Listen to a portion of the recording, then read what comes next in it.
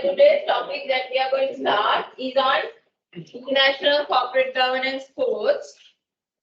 Okay, so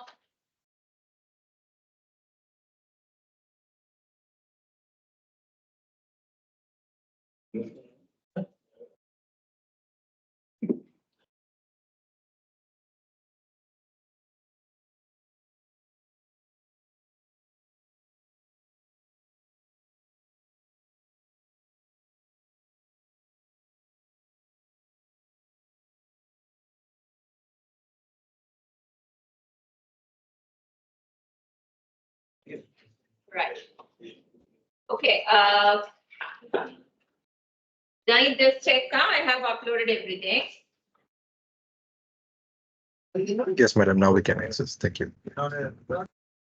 Okay, so guys, now last week we studied the two approaches that you can make corporate governance codes, right? We studied about rule-based approach and principle-based approach. It's a core area that you need to know really well.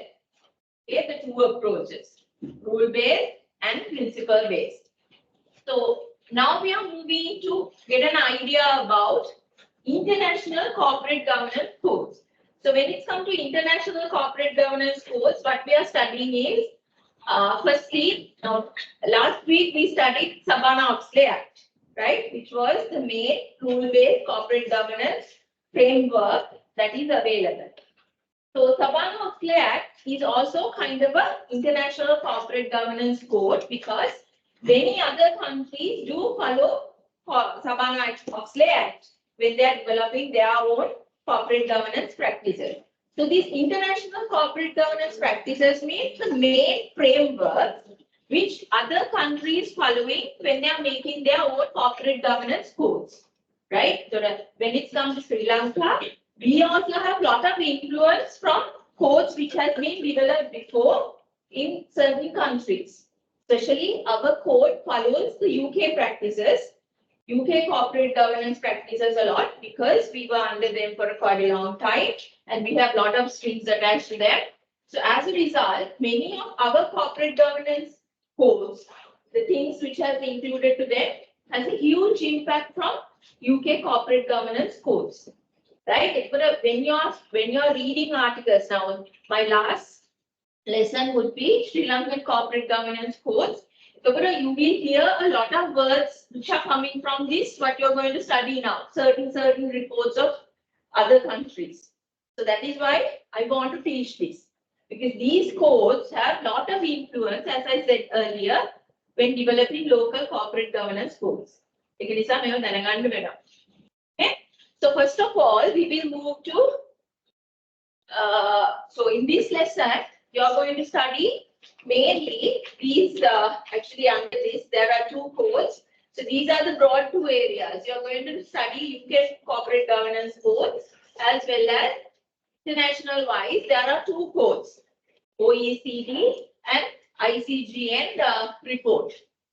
So these frameworks, I'm not going to go into the depth of all this, but you need to know these are available and key contents in those frameworks.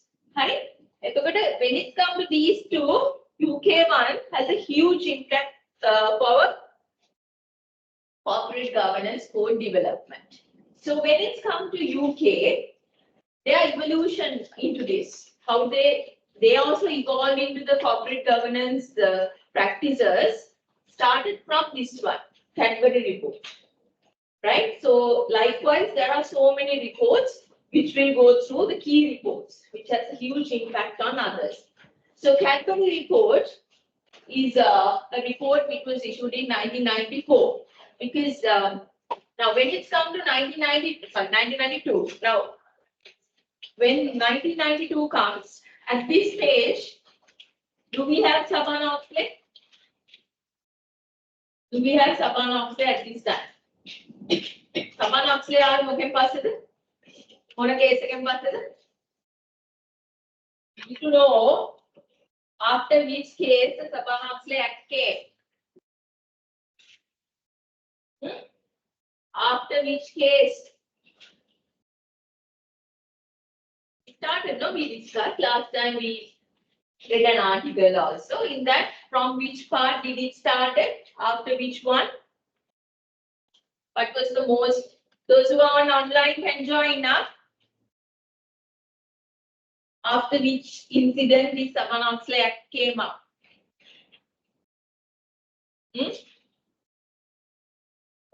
දෙක දෙක දෙකද තුන තුන දෙකද එක එක දීලා මදි වගේ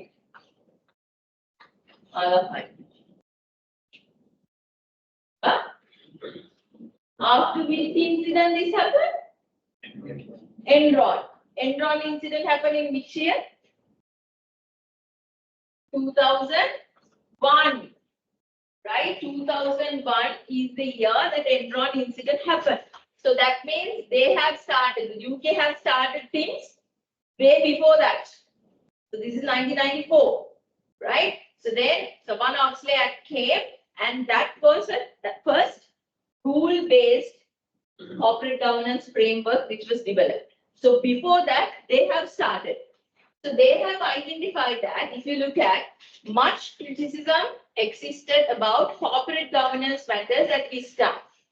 Press coverage of fat cat directors, milking companies, as well as lack of information being presented to the shareholders was being scrutinized heavily by media. So you can understand during that time, nearly 1992, directors were taking undue advantages for themselves. That is what is called fat cat directors. Milking companies, they are taking advantage for their personal benefits from being holding directorialships. And the sharing of information, lack of information being presented to the shareholders was seen as a very big issue during that time. So this has led, right? This has led, the media was creating a big issue on that. So the country, as a country, they wanted to take some initiatives to manage this. So that is why a committee was formed, chaired by Sir Adrian Cadbury in 1991, from recommendation of the London Stock Exchange and Financial Reporting Council. This Financial Reporting Council has a huge, not huge, you have connection with that because all these accounting bodies are members of this. Right? Financial Reporting Council, all these members. So CA Srilanka is also a member of this. Therefore, Financial Reporting Council and Colombo Stock Exchange, with this team together, formed this committee. So you can see that the main recommendation of this committee were these things. So this was the start, right? So this was the start. So they were focusing more on the issues of the board. Board was not doing their part, so they were focusing more on that. So they were talking about the operation of the main board, the establishment, the composition. So they were focusing on, when it comes to the governance, the board plays a key role. So they were trying to ensure that the board establishment and composition were at the right level. Then what should be the operations of the board committees? I told you, you have the main board and you have subcommittees which is formed from the board members. So which we are going to look into in the other topic that I'm planning to do today. Right? So you have the main board, but certain tasks which cannot like, which need more board members' time is dedicated to 3 subcommittees. Okay? Third one, the importance of and contribution that can be made by non-executive directors and the reporting and control mechanism of a business. So this one, if you look at, what were they mainly focusing on? What were they mainly focusing on? They were mainly focusing on board governance. Board issue right? Board was not doing their part. So they want to, first of all, establish the right board needed. Right board needed. So they were trying to do that by taking these key points into consideration. Right? So the governance is what they were mainly focusing on governance part, especially the board. So you can see that these recommendations focus on three principles: openness, integrity, accountability of shareholders, accountability of directors to shareholders. Right? So through these four key aspects, right? These were the key recommendations from there. So they were trying to establish these three principles: openness, integrity, accountability. The Cadbury report recommends a code of best practice with which the bounds of all listed companies registered in the UK should comply and utilize comply or explain mechanism. They are the people who came up with this comply or explain mechanism. So this Cadbury report, was it principle based or rule based?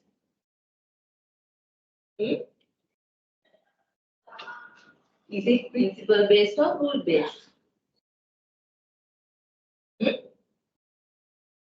Rule එකට comply or explain ආවේ. Comply or explain කියන එක මම ගිය පාරේ ගන්නකොට කිව්වා මම exam එකට ලිව්වා අහපු ප්‍රශ්නයක්. මේ ළමයි මොනවද කියලාද දන්නේ නැහැ. මොකද comply or explain clause එකකින් කියන්නේ? ඒක තියෙන්නේ principle based approach එකේ. Can you remember I told you several times it's under the principle based approach. Why? Because rule based is compulsory. They will say these things should be there. So you have to comply. There's no need of explaining. Right? You have to comply, otherwise there will be penalties. But when it's come to principle based, it's not compulsory. The only way that they can manage that organization adopt these practices is through pushing this comply or explain clause. So comply means you have to mention we have complied with these things. Explain means you have to explain if you have not complied, what are the things that you have not complied and why. The comply or explain clause එකක් එන්නේ because it is principle based. Because it is principle based. So all UK corporate governance codes are principle based codes. They are not rule based codes. So they just give the guidelines and give the let the organizations to allow them to apply according to their context. We are planning to apply or explain what is the difference between principle based, rule based. You need to know very clearly. So this report was the first in line in UK with regards to corporate governance codes. Okay, then? Right? Clear, right? Then after this, in 1995, again another report came, which is called Greenberry report. So Greenberry report were focusing on a different aspect. The Cadbury was focusing on what mainly? The board and the governance. Right? The main goal of that car, these set of people saw that there are certain issues with regards to what? Payments which are done to the directors. Right? So their focus was on, they saw issues in directors' payment and how far you are including those information in the annual report. Because directors' payment information needs to go to the annual report. There should be a transparency in what you are paying to them. Okay? So this report was focusing on directors' pay and detailing disclosures to be given in the annual report. So the central to the Greenberry report recommendation were strengthening accountability and enhancing the performance of the directors. Because when it's come to remuneration means, guys, now this is about directors' pay and remuneration. With the remuneration, they wanted to link that with the performance. Right? That then only, you guys know, since you guys are working, if your performance are not linked to your bonuses or payments, none of us will be bothered to do anything more, right? None. Then I don't believe anyone will do anything more than the normal thing we have to do. We push karane KPIs. We push karane performance. All this time, the director's payments were not linked to the performance.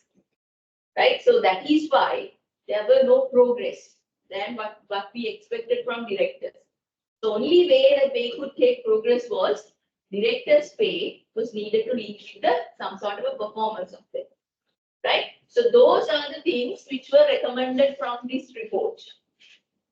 So if we look at these two aims were to be achieved by, so they first of all established a separate committee for remuneration. To decide the remuneration of the board members, they established a separate committee, and this committee comprised of mostly independent non-executive directors who would report fully to the shareholders each year about the company's executive remuneration policy, including full disclosure of the elements in the remuneration of individual directors.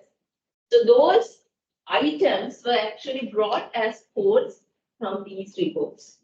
So they are the one who told you need to establish a remuneration committee. And in the remuneration committee, now you know there are, as I said, these committees are subcommittees of the board. So the board again members are the appointment, right? So when you're appointing people for these subcommittees, you need to understand I have told you there are two categories of directors, right? Executives and non-executives. Executives are people who are working in the organization promoted as board members. Okay.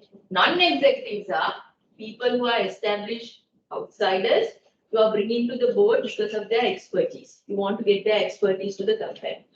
So when you are forming these subcommittees, from the two board members, you want to appoint people from independent executives. Then only you can get like very independent ideas, they are free to act and all that. Because executive directors again, because the company may have American employees and they may promote it. So they have a lot of work there. So they can't now hold another position in a committee. Right? And because of the transparency issues and all that, always these reports recommend appoint non-executive directors to these boards. So that is why it says the committee should comprise of non-executive directors and they have to report to the shareholders each year about the remuneration policy, how they have decided the remuneration policy, each director's remuneration. This is not only the salary, you give other perks also to them. If you become director, there are other substantial benefits that you are entitled to. Right? So all those things you need to disclose. That was the first thing. Second one, as I said, the adoption of performance measurements linking rewards to the performance of both company and individual directors, so that the interest of directors and shareholders will be closely aligned. Only way that we can ensure that directors will achieve the company objective is through aligning their remuneration to the performance. That is what for you guys also the companies are doing, right? They bring a KPI, right? So from where this KPI is coming? You have done strategic management. Have you done strategic management? Right? You have vision, mission, right? Vision, objectives, right? Then you have strategies, and you have KPIs. So the KPI is communicated to you. You don't know how this is linked to your vision, but this KPI which is given to you is linked to the vision at the end. Right? ඔයගොල්ලන්ගේ vision එක achieve කරන්න කිව්වොත් තේරෙනවද? Right? This is our strategy. Please achieve this කිව්වම තේරෙනවද? නෑ. ඔයගොල්ලන්ට තේරෙන භාෂාවට මේක convert කරන්න ඕනේ. ඒ තේරෙන භාෂාව තමයි KPI. ඔයගොල්ලෝ run වෙන්නේ KPI එකට KPI achieve කරන්න කියන්නේ organization objective will be achieved. Right? So that is actually communicating the vision of the organization into a language that employees can understand. KPI is something like that. If you understand KPI, so actually that is KPI is the tool which convert the organization vision strategy into a language that the employee can understand. Okay, so performance measures were brought for committee to the directors like this. Then the last one says, since that time, disclosure of directors' remuneration has become quite prolific in UK's company accounts. So you can see that this report totally took the focus to another area. Right? Earlier one was focusing on the overall board. Now the second report were focusing on their payments. Then following that, in 1998, another report came.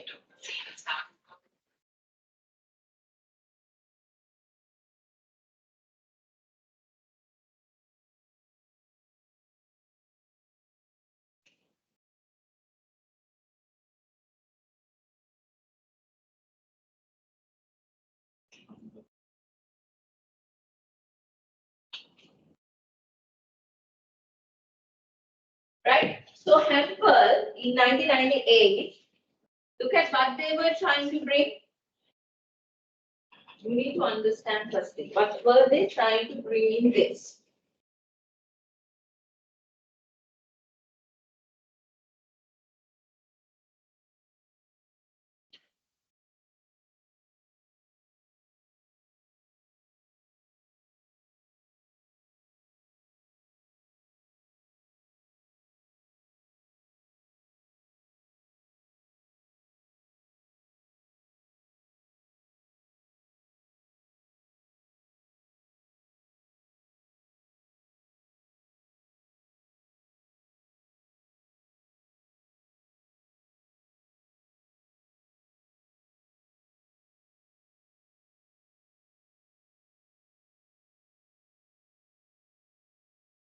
What were the issue that they saw?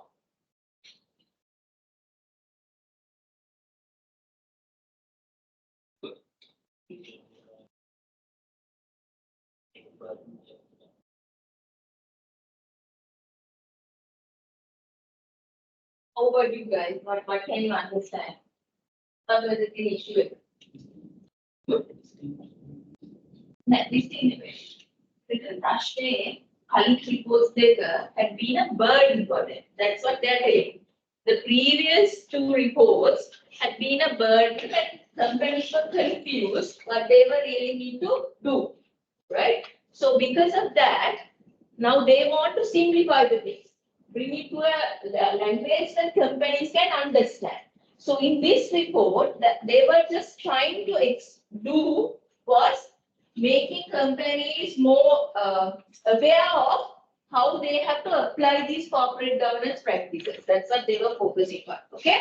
It says in 1988, the Hempel Committee followed up matters raised from Cadbury and Greenberry reports, aiming to restrict the regulatory burden on companies and substituting principles for detail whenever possible. And people, companies are confused on certain things.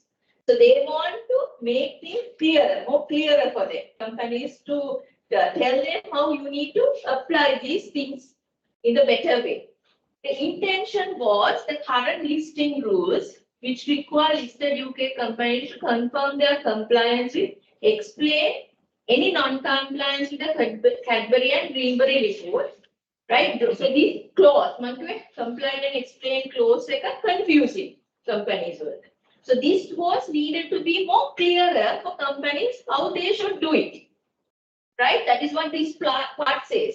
The intention was the current listing rules, which require listed UK companies to confirm their compliance with, that is the compliance part, and explain any non-compliance with these two codes, will be replaced by rule requiring companies to disclose. That those two, they have made it clear by these 2 points. A says how the company applies the corporate governance principle through a statement.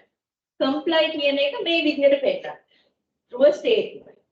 Non-compliance or explain part, the account should explain their policies, including any circumstances justifying departure from best practices. So what you need to understand is not by word. You need to understand this report was issued to make clearer this comply or explain statement. That is what they did basically. Right? May report again this lack of understanding on how to do this, they were trying to make it more clear. Right? So the 1992 Cadbury report, what were they focusing on? They were focusing on the board. Then what was the next one? Greenberry report, which was on 1995. Right? Okay, focus on the remuneration. This one was focusing on making more clearer this comply or explain statement that companies need to adopt. Take the mind clear. Then the last one. Now combined code. Now people were so many codes can right? Now already we have 3 separate codes. Make a they gave a new code called combined code. So those 3 were separate codes so far. So what they did was in 1998 brought these 3 together, right? And they developed something called combined code. The London Stock Exchange subsequently issued a combined corporate governance code in 1998, which was derived from the recommendation of Cadbury, Greenberry, Apple. They issued this combined code. Okay, it has 2 sections, one aimed at companies and other aimed at institutional investors. So there were 2 broad sections on this.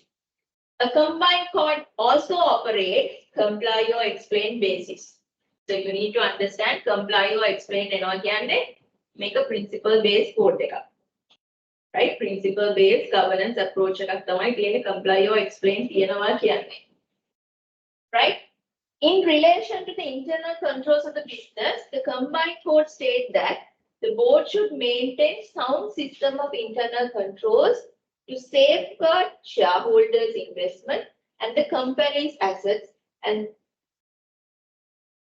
that the director should at least annually conduct review of effectiveness of group system of internal control.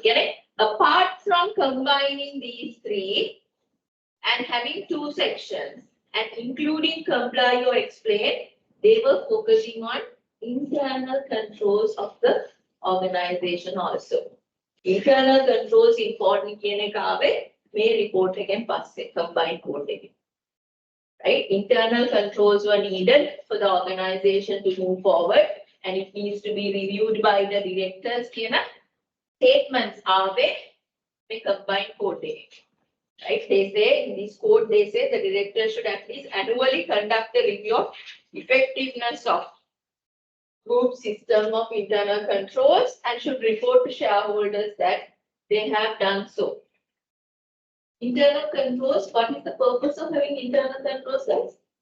Internal controls organization in you guys have internal controls then. Checks authorizations checks, authorizations, all these are internal controls, right?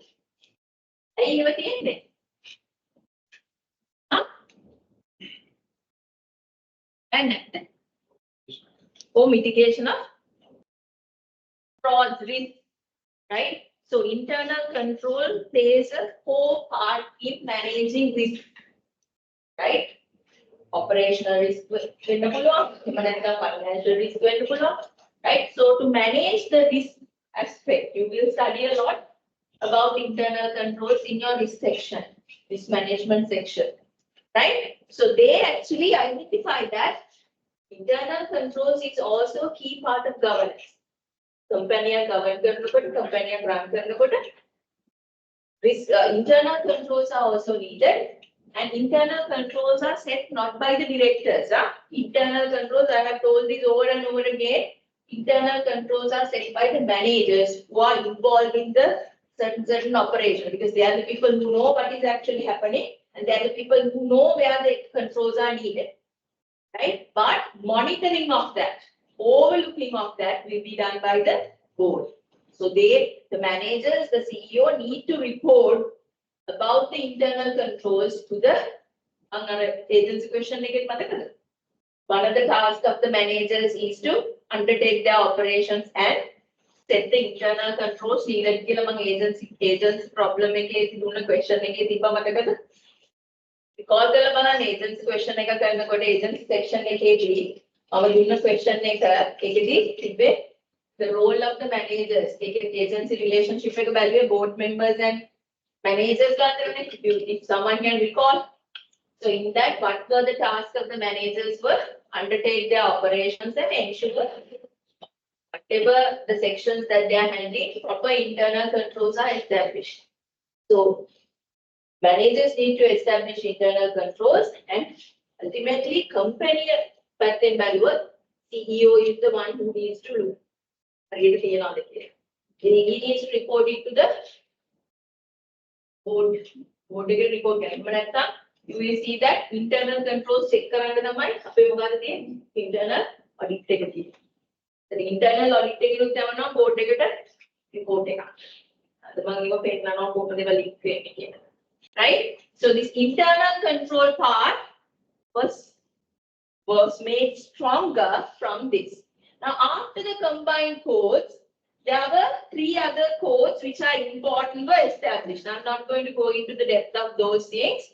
In 1999, there was a report issued called Turnbull Report. And this report revised 2005 and this totally focused on risk management and internal controls. Then in 2003, another report was issued which is called Smith Report. And that report, they brought audit committee, focused on audit committee. They brought, this was the main concern. And Hicks report, they wanted to make this non-executive director's role much more clearer. So this report was focusing on that.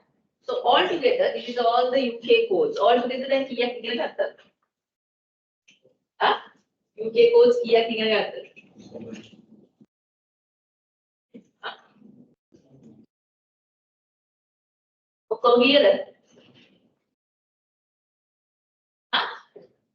Codes here. 5. What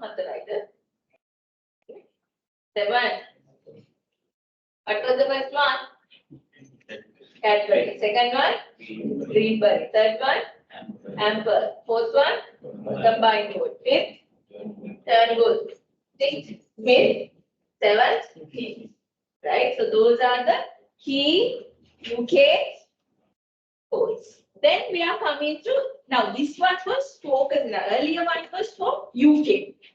Right? Those codes are mainly UK developed codes. Now we are moving to international codes. Again, country international organization. People, the members of that organization get together and decide or plan this international corporate governance codes. Right? So when you take international corporate governance codes, there are 2 main codes. So you have to understand this, these are not countries. So UK codes developed in UK. So it belongs to a country. Oxley belongs to a country, it belongs to USA. Right? Those codes, the corporate governance codes. But when it's come to international codes, it doesn't belong to any country. Members of those bodies, which represent people from different countries, are the members. Corporate governance code international code. International codes, the importance, why international people wanted this international. Now, if we are having our local code, why we need to go for international code? Local code right? UK has their code, USA having their Oxley, likewise we have our own one. So why we need to then come up with an international code? Why do you think there's a need for international corporate governance code? Because as we were talking about, now countries, now investors are not only investing locally, they invest in internationally. Even companies, now they don't operate in one country, they operate in multiple countries. right? So then, when you are operating in multiple countries, if the local codes are different now from one to another, it's very difficult for companies to operate. The best thing is when you have international corporate governance code, then that will be the base when you are developing the local ones. And you understand, right? So the internationality in par with they will develop their local one. So when they are developing their local ones, due to the cultural differences, they may add certain things. But the main logic will be the same. So the multinationals who are operating in different countries then don't have to worry a lot due to the deviations in corporate governance practices in a larger way. තේරෙනවද කියන දේ? Right? එතන international code එක follow කරලා නම් local code එක හදන්නේ රටවල් එක line එකේ යන්නේ. ඒක විදිහට වෙනස් වෙන්නේ නැහැ නේ. ලොකු deviation වෙන්නේ නැහැ. එතකොට multinational companies වලට මේක හරි lazy. Right? So easy for them to adapt to the local context because the base is coming from the same way. First reason, that is what it says here. Because of increasing international trade and cross-border links, they are talking about the multinationals, there is a significant pressure for the development of international comparable practices and standards. Right? So for multinationals, this was really needed. Otherwise, when they are operating in Sri Lanka, they have to do it in one day. When they are operating in when you take Malaysia or Australia or some other country, if the codes are so different, right? It's a cost. Adapting these corporate governance practices are a cost, guys. Huh? Having the board, having the committees, having all these procedures means the money that the shareholders have invested in the company, purpose why they invest is for you to enhance the business, right? Expand the business. Corporate governance, right? Because all these are expenses. Having the board is an expense. Having all these internal control system, reporting system, all these are cost. Right? So companies have to bear a huge cost if they want to follow these codes. Companies they say it's pointless, they have to invest money. What's the point? But now there are other pressures which are coming, they can't escape from this. They can't ignore these things. They have to do it now. Right? Therefore, if they want to do it, it should be in a way that they can afford it. So, but multinational companies, if all the countries are having similar way of these things, they can adapt these practices without any issue. But if the countries wise, if there are so many deviations, it's very difficult for companies to adapt to those things. So that is why international codes were needed. That was the first one. Second one, to ensure that accounting and financial reporting is done in a consistent manner. If a good deviate internationally, locally, that is the other reason these international codes were needed. Third one, the investors' protection. So if you can see that increasing international investment, integration of international capital markets has also led to pressure for standardization of governance guidelines as international investors seek reassurance about the way their investments are being managed and risk informed. So they wanted internationally accepted, not country-wise lot of deviations. They want an internationally accepted way to ensure that whatever they have invested in a country is protected. Right? Sometimes when there are multinational companies or violations in the corporate governance, they look into these international codes to check what the problem and how to compensate for those things.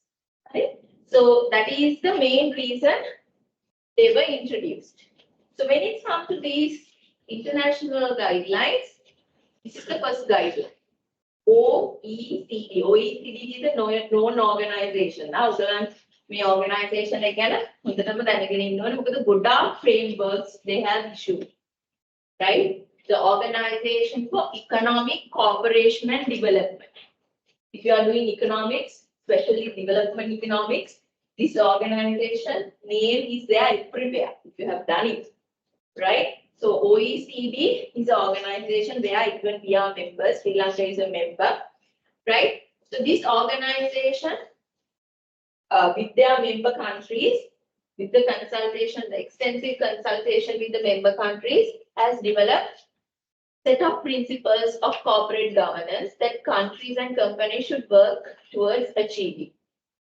The OECD has stated that its interest in corporate governance arises for its concern for global investment. So there are reasons why they were making these international corporate governance codes were they wanted to ensure these global investments. The organization like a focus on economic and cooperation and development. So there are international investments which are going to happen, right? Among countries should be happen in a smooth way. Who does the international investments? Investors, individual investors, and institutional investors. The institutional investors are investors. The international they want protection. They want to ensure that my money is protected. So this to ensure these things is the reason why they were introducing these things. They wanted to protect the global investment. So when you take the second point, it says corporate governance arrangement should be credible and understood across national borders. Having a common set of accepted principles is a step towards achieving the same. First of all, we need to have commonly accepted principles. So the OECD is an international organization, so they can develop commonly accepted principles. Then, as I said, following that, local countries can develop their ones. So it will be always in par with the international code. Okay. Then they say the OECD developed their first code in 1998 and they revised it at 2004. They are non-binding. So this code is not a rule-based code. That is why it very clearly said they are non-binding principles. So the main corporate governance code they got principle-based. Right? Neva compulsory karala karannattan penalties gala ehema naha. These are guidelines. Guideline එකක් නිසානේ principle-based. They are non-binding principles. Focus is to assist governments in their effort to evaluate and improve the legal, institutional, regulatory framework for the corporate governance in their countries. So they wanted to establish a common international framework where individual countries can look into that and develop their codes according to their legal, institutional, and regulatory framework. So that a country having the corporate governance guidelines cannot be applied to India because their legal regulatory frameworks are different, right? Because countries are having their own systems. So corporate governance codes, whatever we bring, needs to be in line with those regulatory frameworks also.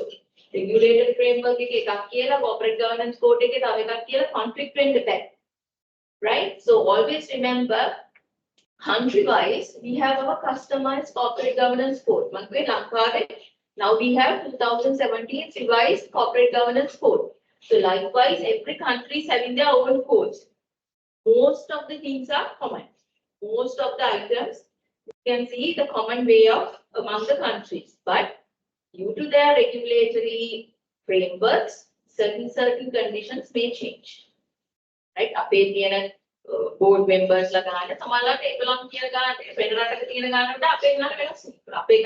අපේ board එකේ අපි ඉල්ලනවා නම් diversity එක, right? We are just saying board need to have diversity. Today you are going to learn that with me. So then that diversity, my country Sri Lanka will not define what diversity should be, but country like India or country like Africa, they have defined what the diversity should be very clearly, right? So likewise, rule will come from the international code, but it will be customized to the local context. So when it's come to the code, these 5 are the core areas this code is focusing on. Like these are the 5. Rights of the shareholders, right? That means shareholders' right means they have the right to attend the AGM, they have the right to attend the information, they have rights, right? So that is what this part focus on. Then they're talking about equitable treatment, whether you are an institutional investor, whether you are an individual, domestic, foreign, everyone should be treated equal. That is what the second point focuses on. Okay. Give me a moment. Then, what I have bold, can you see?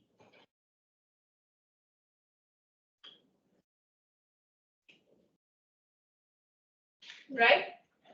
So here it was about the right of the shareholders and the equitable treatment, right? Here equitable treatment right as a shareholder, what you are entitled to. You should be able to participate, vote. You should be able to remove the board members if you feel that they are not doing the part and getting the information. That is your rights. Then equitable treatment means, as I said, you should treat minority, majority, domestic, foreign, everyone in the same way. That is ensuring that is what is called equitable. But when you take these international codes, rather than focusing only on the board and the shareholders, board එක focus කරනවා කියන්නේ shareholders ලානේ focus කරන්නේ. Board එක හරියට තිබ්බොත් they fulfill the shareholders expectations. හරිද? එතකොට board එක හරිය නැහැ කියන්නේ shareholders expectations will not be achieved. But when it comes to these international codes, guys, the main difference what you can see is they are focusing mainly on shareholders, but at the same time they look at the stakeholders also. අපි මෙච්චර කාල බලපු codes ටික UK codes එකකවත් කතා වුණාද stakeholders ලා ගැන? කොතනකවත් කතා වුණාද stakeholders ලා ගැන? නෑ නේද? board එක ගැන නේද focus එක දීලා නේ? ඒතර ඒවා ගොඩක්ම focus කරන්නේ board governance ගැන. හැබැයි international codes වල දාහම the main difference that you can see is, guys, while focusing on shareholders, they focus on stakeholders as well. Right? That is why I have made it bold. Right? This people may not see this as a core part of corporate governance, but stakeholders, ensuring stakeholders' rights, right? Being corporate social responsible, right? Those things were also brought as corporate governance codes through these OECD principles. So they focus on board නෙවෙයි. They focus on stakeholders. Focusing on stakeholders means focusing on the social responsibilities of the company, right? Protecting their interest, communicating with them, and all that. May madam, ඔයා ආව වෙලාවෙ නම් focus කරලා ඉන්නේ එකම විදිහට බලාගෙන ඉන්නවා hina වෙන්නවත් දැන් මොකද හන්තියට ඇවිල්ලා තියෙන අද නම් මම hina වෙන්නෙම නෑ කියාගෙන. අද දවස් 4ක් ඉගෙනනවා all 4 days I noted the same reaction. එකම විදිහට ඉන්නේ මම බැලුවොත් eye contact එක දාපු ගාම අනිත් පැත්තට හැරෙනවා because your eyes look like my son's eyes. මම එයා දිහා බැලුව ගාම සමන් naughty වෙලා කිව්වම බැලුව ගාම ඇස් දෙක වෙනුවට යනවා. මට ඒකමයි වෙන්නේ. මම බැලුව ගාම ඇස් දෙක යනවා. Right?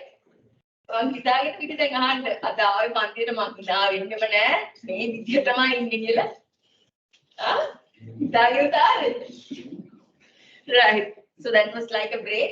So coming back, they were focusing again on disclosure and transparency, how the annual report should be produced, right? How much information that it should contain, and the transparency in preparation. When it's come to annual report, it is not only what you publish, guys. There is a process in publishing. Inside the organization, information needs to be collected. It needs to be reported properly. Proper internal control should be there for authorizations of the transaction. New impact in all my annual reports to the transparency. Don't think what you published is what is important. what you published is important, but the process that you are following to make those annual reports, that means to get those right information for you all to make the annual reports is also important, that process, right? So just ensuring you will disclose the right information is not only needed. You need to ensure that the process that you have to follow to make the annual reports, collection of information, authorization, internal controls, ඒවත් හරියට තියෙන්න ඕනේ. Right? ඒව හරියට නැත්නම් ළමයි කොහොමද හරි disclosure එකක් වෙන්නේ නැහැ first place. Right? What you are disclosing will be wrong. එතකොට fraud information enter වෙන්නේ ගොඩක් වෙලාවට. So make sure that you disclose the right information as well as there's a transparency in all your financial transactions. Right? There is a person accountable. There is a transparency of this was done. Make sure that process is also done in the proper way. So that is what was mentioned by disclosure and transparency. The last one, the responsibilities of the board. Right? It's going to make overall value how much? Right? Shareholders focus, stakeholder focus, financial reporting focus, and board responsibilities. So these were the key areas that this report was focusing on. Then we come to the other report.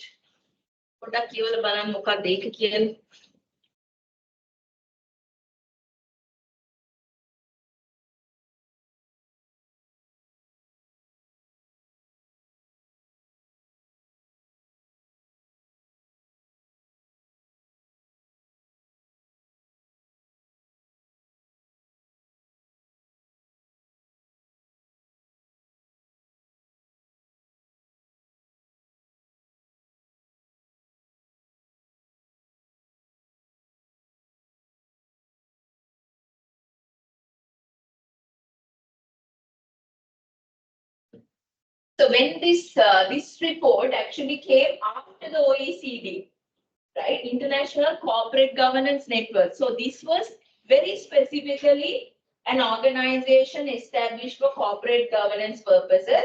So they firstly issued their report in 2005, and that was revised in 2009. So this is they wanted to enhance the guidelines which was given by OECD framework.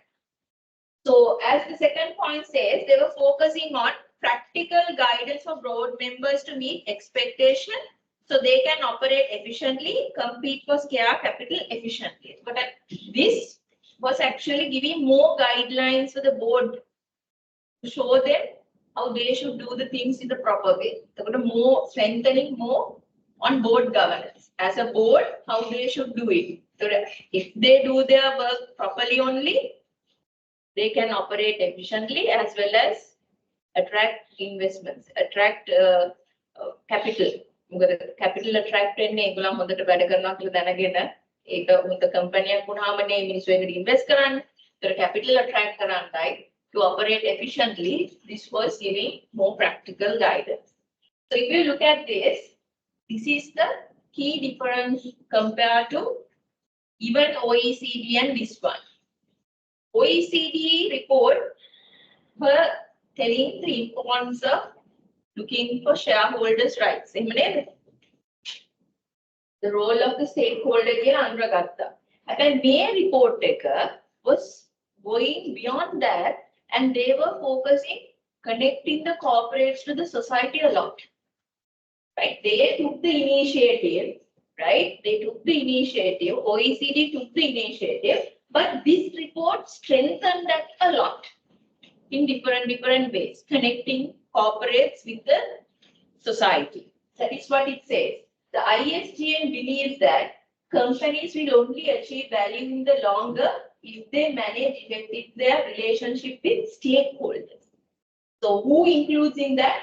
Employees, customers, local community, and environment as a whole. Can you see? So they were trying to bring these societal, right, these factors more into corporate governance practices. So the Aragolla OECD framework stakeholders like role like but this report are focusing more deeper onto those aspects. So I can show you that, right? So they brought these things a lot. For instance, board responsibilities, shareholder rights, shareholder relationships, transparency, disclosure, මේ market තිබ්බන් report එකේ. හැබැයි මේගොල්ලෝ අලුතෙන් ගෙනාවා risk management, ethical conduct, executive remuneration, and this one. They are the people who start introducing ESG reporting. Importance of ESG reporting came after this code and audit and assurance. So these were the key things that they were focusing on. So they were actually trying to connect more the company to the community through these ones. Ethical conduct, sustainability, මේවා ගෙනාවේ ඒගොල්ලෝ මේ report එකේ. Right? So they were just trying to connect these corporates with the society a lot. So then, so significance, there are two significance. We can finish this and take the break. It's all. Right? So significance of the international codes. I may international codes only. Read the first one.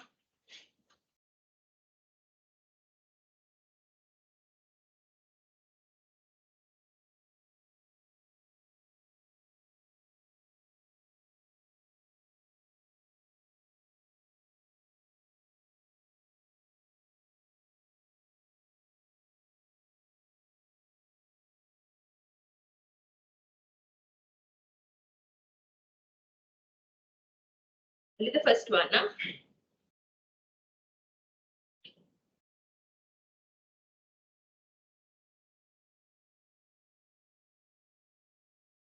So first one is to ensure that, but remember we discussed there are three reasons.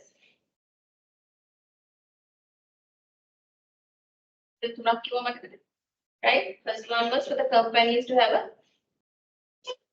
internationally comparable practices and standards. To have a good financial reporting practice. Third one was ensuring that investors are protected. Right?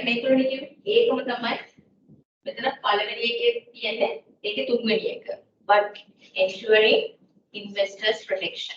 Ensuring investor protection. That is what this part says. Codes such as OECD code have been developed from best practice in a number of jurisdictions. As such, they can be seen as representing international consensus. They stress global issues that are important to companies operating in a number of jurisdictions.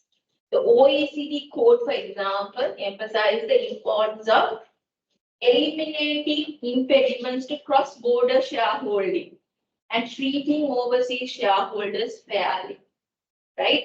Make a command there. Eliminating impediments. Impediments means restrictions. International trade and restrictions sign. Cross-border shareholding promote treating overseas shareholders fairly. So they wanted to ensure that investors are protected. International investors are protected. That is the first one. Second one. Read the second one.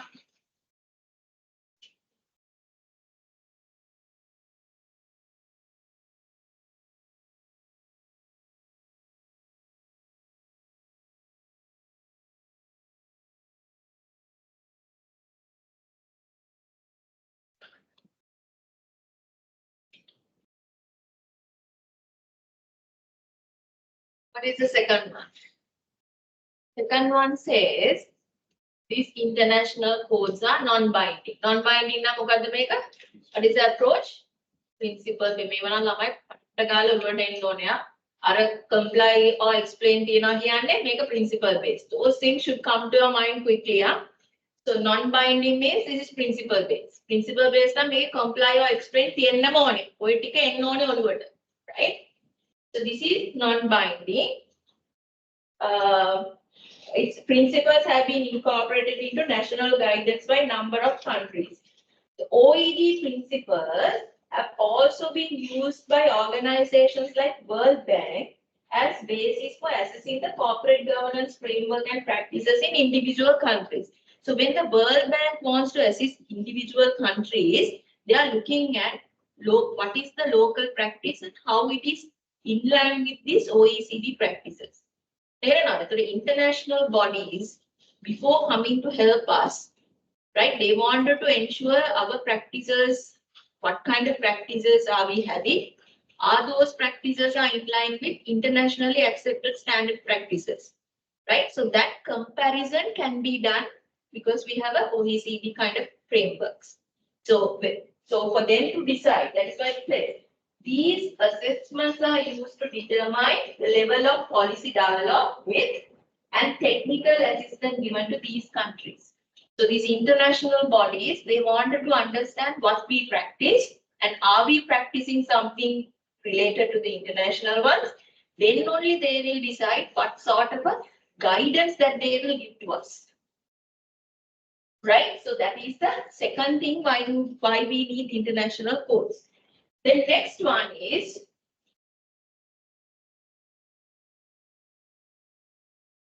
this compliance cost for the companies would be minimal. So හැම country එකේම එක වගේ ඒවා තියෙනවා කියලා මම කිව්වනේ පටන් ගන්නකොට multinational companies වලට it would be easy. The fact that local codes of different countries are based on the same international code means compliance cost for companies who are operating in many jurisdictions will be reduced. එක වගේනේ. ඒතකොට එක එක country වලට වෙන වෙන දේවල් කරලා වෙනස් දේවල් කරලා cost එක වැඩි වෙන්නේ නැහැ. එකම base එකෙන් එන නිසා. So that is this one. The last one is for the reporting purposes. It says the development of international code should also be seen in the context of development of robust financial reporting rules. Since investors' concerns with unreliable accounting information has meant that they have a question on corporate governance arrangement. Development in international accounting standards aim to protect greater international harmony in accounting practices, and international convergence on governance is consistent with this. Right? The international codes හදනකොට ඒගොල්ලන් මේ reporting part එක ගැන disclose කරන ඒවා ගැන ලියනකොට they always go with international standards also. Right? So for these four reasons, international codes are important. What was the first one? To ensure the equitable treatment for the shareholders. Second one, can summary එකක් හැටියට මම කියන්නේ point එක. Second one එක මොකක්ද ආවෙන්නේ?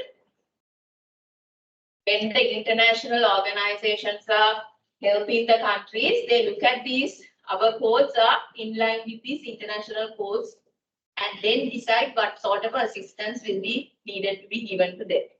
Third one was for multinational companies, adapting to the local contexts are easy and low cost.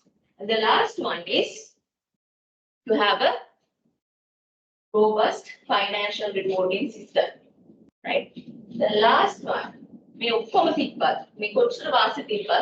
are limitations in these international codes. These limitations also you need to understand. We'll take a break after this.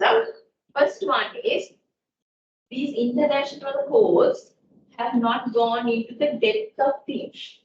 They only identify key points and they have elaborated on those things in simple form. Right? But they have not gone to the nitty-gritty of the things deeper. They will say you need to have these are the rights of the shareholders, these are the rights of these people, this is ESG reporting, aim with the right.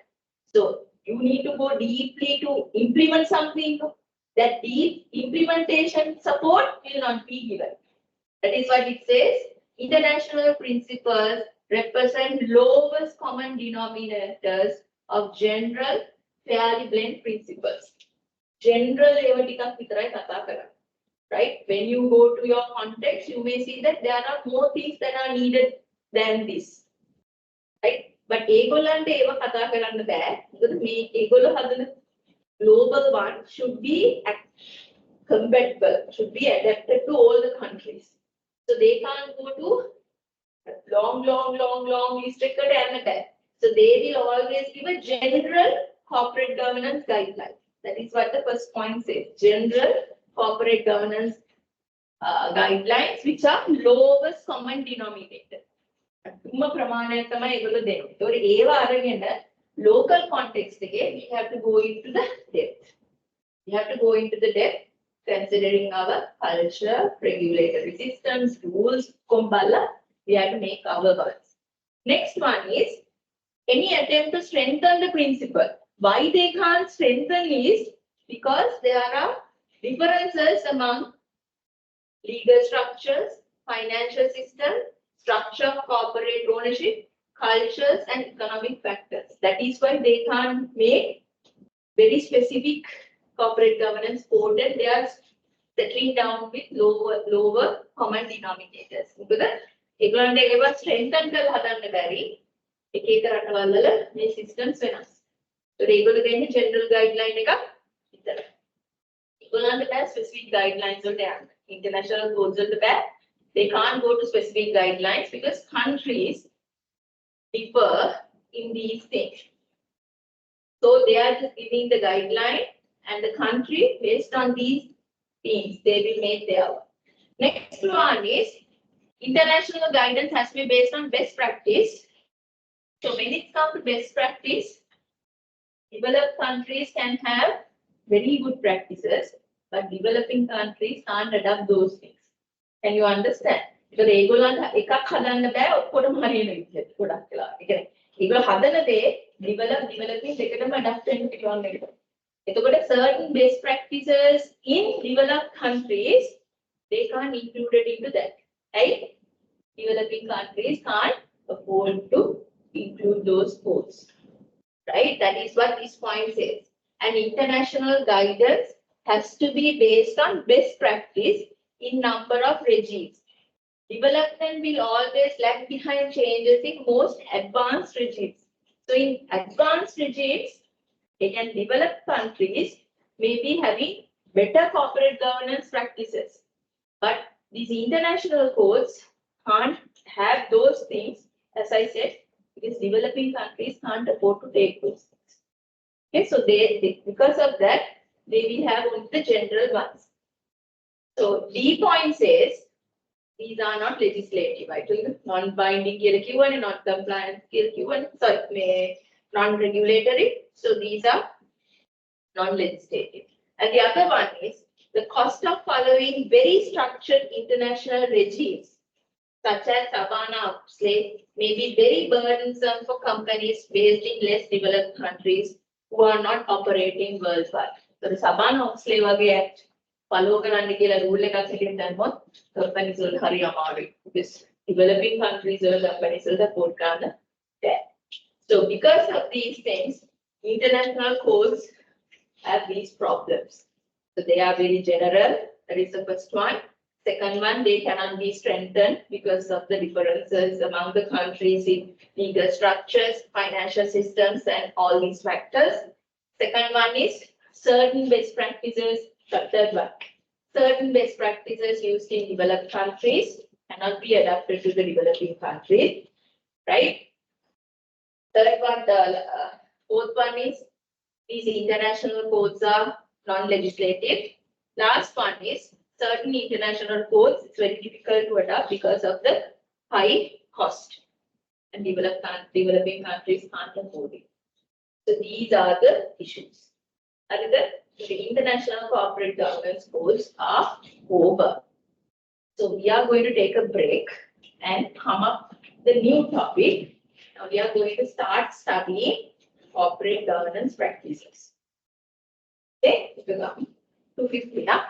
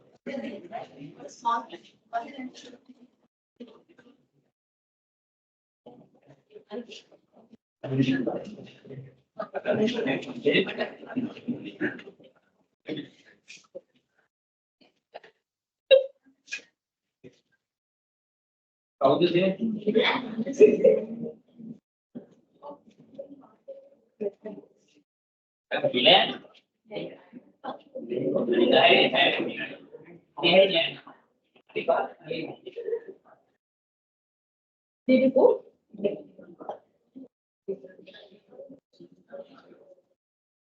Yeah. Staff didn't take it.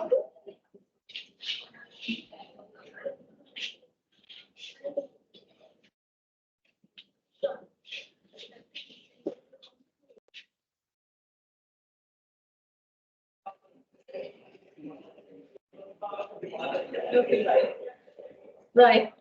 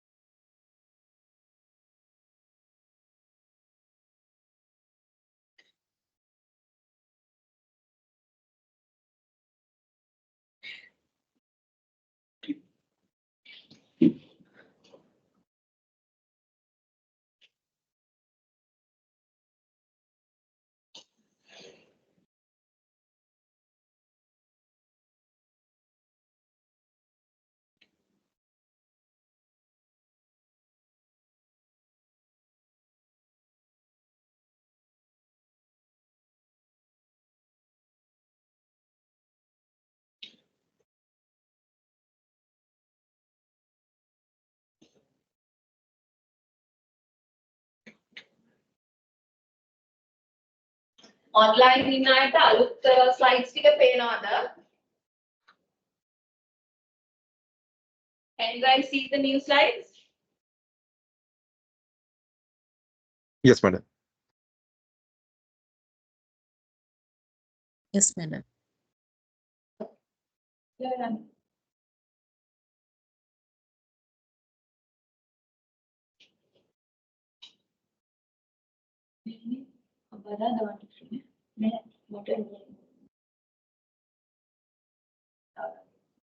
Okay, 30, 30, 1 to 3.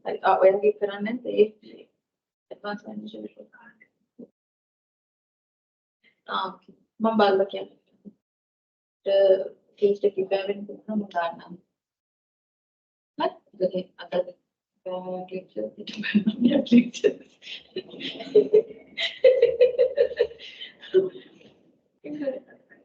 Friday one. Oh, Friday karana hota hai. No, Friday karana. Okay.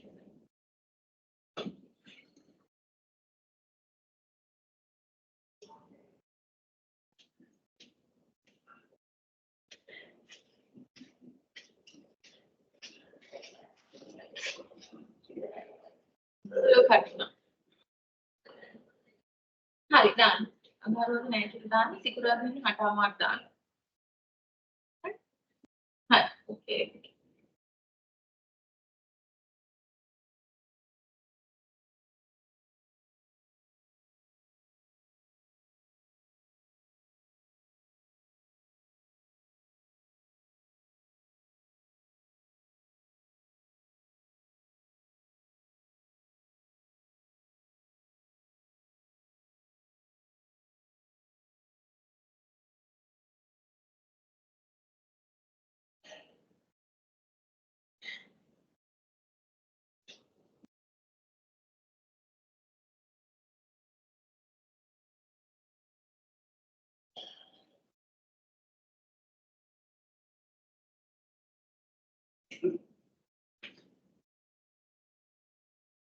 It's my wife.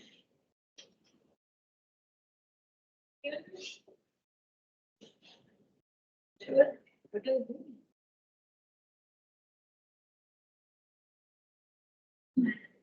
Ek kara thi.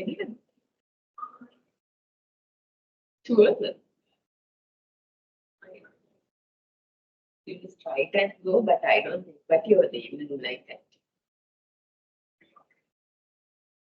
They have given the answers only. So the question is not there. Did you do accounts? You do it now.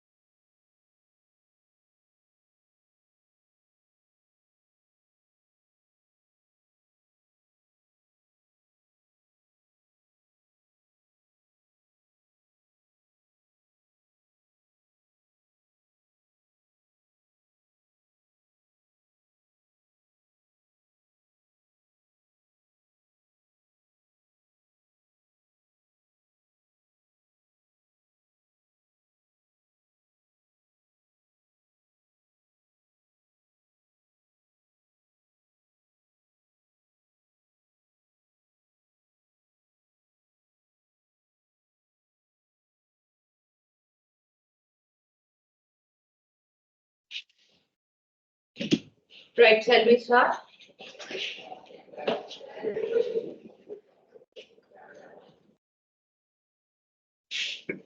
Guys, shall we start? How the others?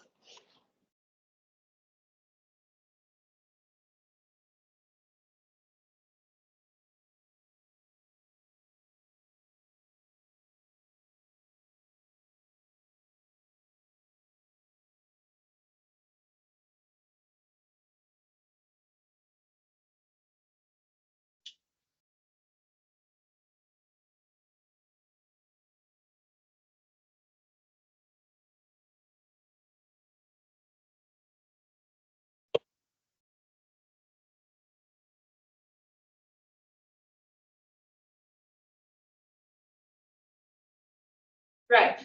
So when it's come to corporate governance practices, first of all, we will look at how the corporate governance model looks like, right? So when it's come to corporate governance, this diagram shows to you all the key parts of the corporate governance.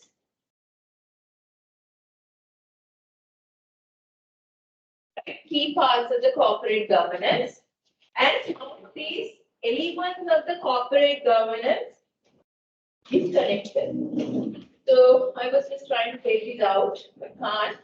So first of all, we'll see who are the people in this corporate governance, who are the main characters. So here on the top, you have shareholders, right? So they are the owners of the organization. Then you have the management. They are the people who runs the organizational operations. Then in between the shareholders and the management, you have the board of directors, right? They are the people who direct and govern the oversight, the management team. So when it comes to the corporate governance, this board is a key component, right? So the board right? You have the board of directors, and board of directors, the head of the board of directors is who? Chairman, right? The head of board of directors is chairman. So chairman will be appointed by the shareholders, right? I'll tell you how. So this, when it comes to the board of directors, you have two types of directors: CEO and executive directors, and the non-executive directors. So CEO and executive directors are people who are internally working in the organization, promoted to the board, right?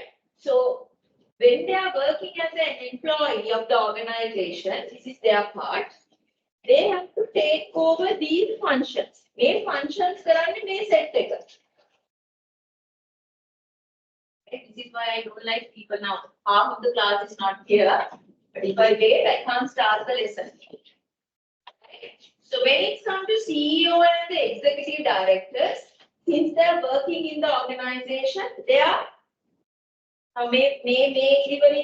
responsibility. So their responsibility lies for financial reporting. They are responsible for risk management. They are responsible for having internal controls being established, and they are responsible for conduct of business and other operational matters, right? So these executive directors who sits in the board are members who are working in the company, and they are responsible to these functions. Functions functions right?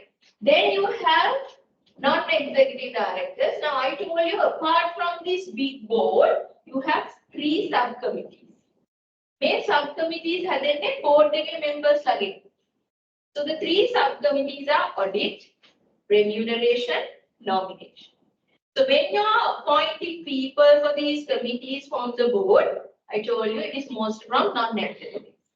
Non-executive members will be appointed for the audit committee. Non-executive is appointed to the remuneration. Non-executive appointed to the nomination. The non-executives are the ones who will be appointed for those committees. Right? They are very busy with these normal functions, so they can't come and sit here. They do sometimes. They will be also. I can't say totally they are not being taken. Most of the time, these committees comprise of non-executive directors. But there will be incidents where executives also can be a part, can come and sit. So these are called the subcommittees. These subcommittees are there for monitoring purposes. Right? These subcommittees are there for monitoring purposes. So if you take this financial reporting function, it's a responsibility of the CEO and executive director. But who does the monitoring of that? Monitoring function. Who does the monitoring function?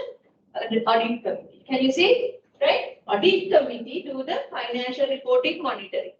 Then audit committee take over the risk management monitoring.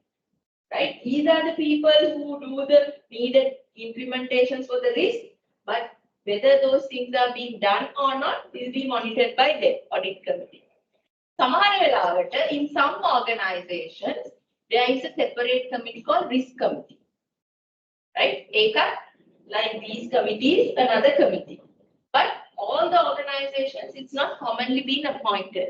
Risk committee if there is a high need for the risk to be managed.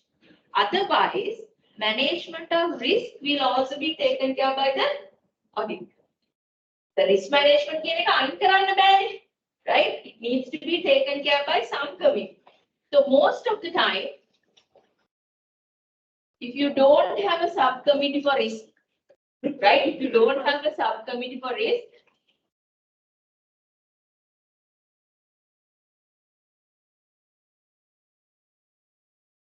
okay, if you don't have a subcommittee for risk, that will be taken care by audit committee. So that is why audit committee monitor the risk management. Then audit committee monitors the internal controls. Then these internal controls, who set those internal controls? CEO and the executives. They said, so they were under responsibility, they said, but internal controls will be handled by internal auditor. Internal auditor reports to whom? Audit committee. The internal auditor never reports to the CEO or the other executives. They directly report to the audit committee. And you can see that when it comes to remuneration and nomination, these two committees always looks, they also monitor what management does. Okay? Monitoring function. So this is the normal structure. And also, only the audit committee can communicate with the external auditors, and external auditors need to give their opinion to the shareholders.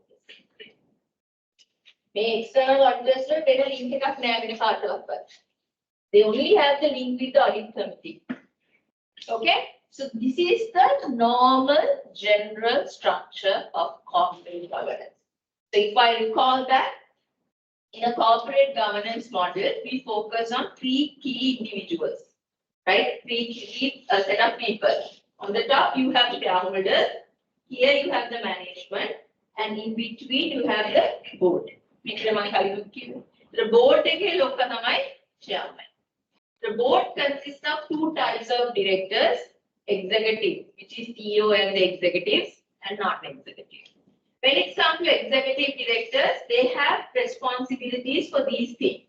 They are responsible for financial reporting, risk management, internal controls, implementing internal controls, and conduct the business operations. So that is why we call it as functions. So these are the functions of executive directors.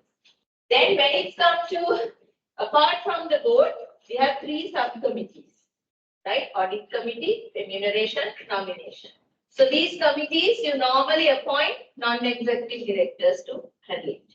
Right? So these committees, when they are doing their tasks, they have to monitor these functions. So audit committee need to monitor the financial reporting, risk management, internal controls. Remuneration and nomination, when they are doing their part, they always look at the management, how they are, because they are the one who decide the remuneration of the management. They are the people who decide CEO and all that, the nomination to appoint that person. So they will monitor. So then audit committee, as I said, communicate with the external auditor. So this part, these three committees are there for monitoring. So this is the model. So in this, by taking this model, what we are going to now do is we are going to study the role of these different board. And inside the board, you have two main roles, right? Three roles. Those things will be discussed. Then these committees will be discussed in the lessons that we are going to follow, right? So today we are going to talk about the board as a whole, but not executive and non-executive separately.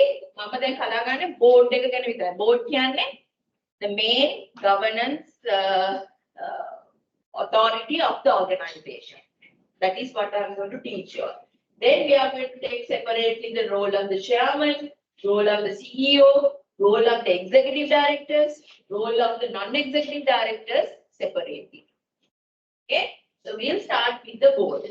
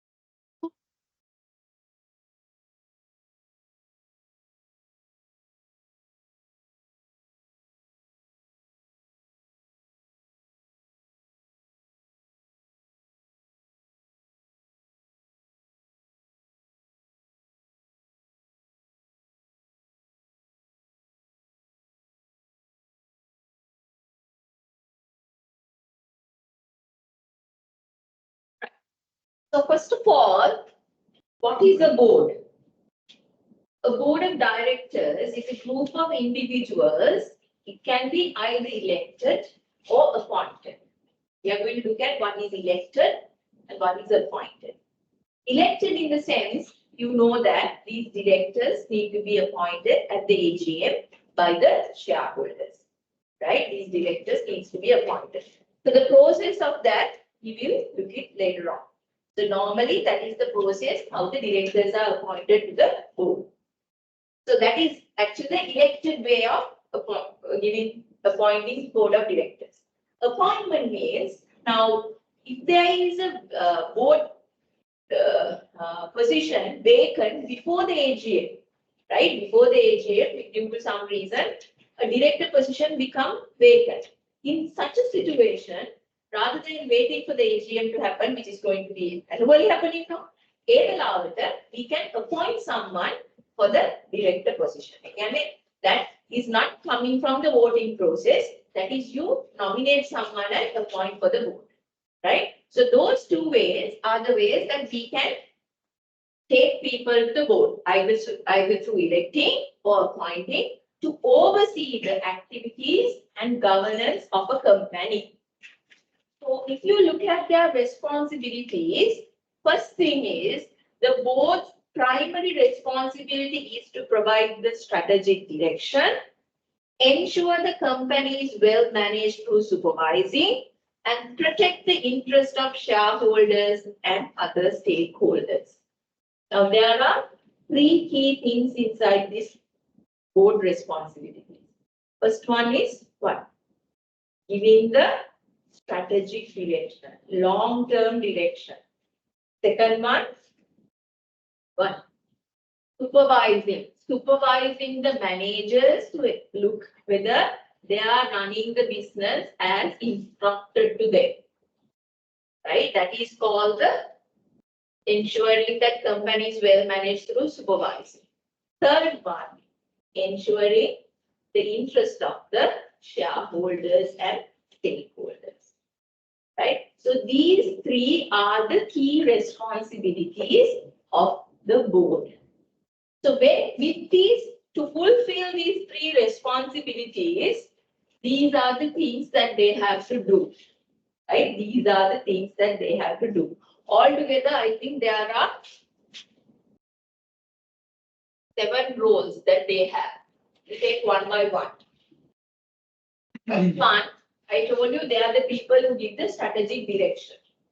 So that is a key part. They are the people who take the key decisions, whether to move into something, whether to go for a new product or new market or whatever the long-term decisions, they are the people who have to give that direction. So when it comes to strategic direction, they are the ones who set the vision and mission, right? They are responsible for defining the company's vision and strategic goals. They are the people who make the strategic planning, approving and overseeing the implementation of long-term strategies and major policies, right? Sometimes the strategic planning part, now they are the people who set the vision and strategic goals. And for the strategic planning, right? So sometimes the strategic planning will be made by the CEO and be those executives, right? In such a situation, they have to approve that strategic planning made by them, and they have to oversee whether the CEO and the rest is implementing these long-term strategies and major policies. Third one, monitoring performance, right? They have to regularly review the company's performance according to the strategic objectives they have set. So that is how they give the strategic direction. First one, they will set the vision and the strategic goals. Then they will approve and oversee how this long-term implementation of these strategies and the major policies, and they do the monitoring. That is how they give the strategic direction and oversight. Second one is they do the governance and compliance. Under governance and compliance, they have 3 things to look for. First one, they need to establish and maintain a robust corporate governance framework that promotes transparency, accountability, and ethical behavior. So that means corporate governance framework. We have to have subcommittees, right? We have to appoint subcommittees. We have to have for the executive directors to define the functions properly, right? Reporting systems, right? Monitoring systems. So establishing that thing is what is called having the right corporate governance framework. So as a board, they need to establish this right corporate governance model. Second one, ensuring that whatever the regulatory compliances that the organization has to fulfill, they are not doing it right. They are doing that in the right way. Ensuring the company complies with all applicable laws, regulations, and standards. Compliance එකක් කරන්නේ නැත්නම් බලගත්ත කම්පැනියක් හැටියට ඒ වැරද්ද මුලින්ම යන්නේ board එක. නයි මේවා මොනිටර් කරේ නැද්ද? මේවා කම්ප්ලයි කරනවද නැද්ද කියන එක මොනිටර් කරේ නැද්ද? right? මේවා කම්ප්ලයි කරන්න CEO තමයි කම්ප්ලයි කරන්න ඕනේ. ඒ ලෙවල් එකෙන් තමයි මේවා ඇප්ලයි කරන්න ඕනේ. හැබැයි monitoring responsibility lies with them. Right? Whether these compliances are fulfilled or not needs to be monitored by them. Okay? Third one, policy development. When you are running an organization, you have to develop certain policies. For example, you will study under risk management. Organization need to have a risk management policy. There can be HRM policies, right? Likewise, when you are running an organization, policies need to be developed to ensure key aspects of the organization is taken care of. Okay? So this policy development is part of the governance and compliance. So the first thing that they will do is they will give the strategic direction and oversight whether the things are happening in the right way. Second one, they have to set the right governance framework, ensure the compliances are fulfilled and the policies being developed. Right? Then third one is risk management. So you will have a risk committee. I told you if the risk committee is not there, who will take over the risk part? Audit committee, right? If the risk is a major component or critical component in an organization, like audit committee, remuneration, nomination, you should have a risk committee also. But product organization will separate risk committee. That risk committee task will be taken over by audit committee. That is why risk committee is monitoring risk management. Audit committee is monitoring risk management. So same as that, when it comes to risk management, you may have committees, you may have internal control system, but ultimate responsibility with regards to risk is with the board. Right? The board is risk oversight karando. Right? That means they have to identify assets and monitor company's principal risk. As a company, you will study individual managers lower level, they will identify the risk, right? They will measure it, they will identify it, right? And final report should come to the board to see in this organization at this moment, what are the risks? If you are going for a new project, what are the risks? Right? So likewise, identifying, assessing and monitoring the company main risk is a key part for them. Secondly, not only identifying the risk, they have to ensure that to manage this risk, right? Risk management strategies and internal controls are there. They do the monitoring. So the internal controls internal controls are made by managers and executives. But monitoring whether these controls are there, are they functioning well, those things will be looked after by the board. Right? Then financial oversight. The key aspect. Financial reports. They want to look at financial reporting part, that is whatever the financial statements that organization is publishing, there should be integrity in the financial statement and accuracy of the reporting. They have to ensure that. Then audit. Overseeing the audit process, including the selection and evaluation of external auditors. Right? So the task, they may delegate this task to the audit committee. right? මොකද වැඩ වැඩි නිසා ඒක audit committee ට බාර දෙන්න පුළුවන්. But audit committee also, whenever there is a board meeting, they have to provide a report on what they have done. All the 3 subcommittees need to provide a report whenever the board meetings are there for the main board to look on what they have done. So audit, එක handle කරන්නේ audit committee එක උනාට, audit committee needs to give a report on what they are doing, right? Then budget approval. Board එකනේ අන්තිමට approve කරන්නේ නේ, right? Reviewing and approving annual budgets and financial plans. Then this is the other thing. Leadership and succession planning. I told you they had to supervise the executive managers, right? So that means they have to look at CEO and executive appointments, selecting, appointing, and if necessary, removing the CEO and other senior executives. Okay, now you will think, now these are the people who come as executive directors to the board. They were there, right? Now, selecting, deciding their remuneration, how they were going on a board remuneration. Non-executive. ඒකයි අපි ඒකට non-executives ලා දාන්නේ. තේරෙනවද?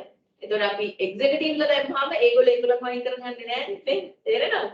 ඒක නිසා තමයි boards වලට අපි non-executives ලා දාන්නේ. right? එතකොට ඒගොල්ලෝ decide කරනවා මේ CEO and මොකද all these executive directors who are come and sit in the board are the people in this level, right? එතකොට මේ monitoring එක තමයි කරන්නේ.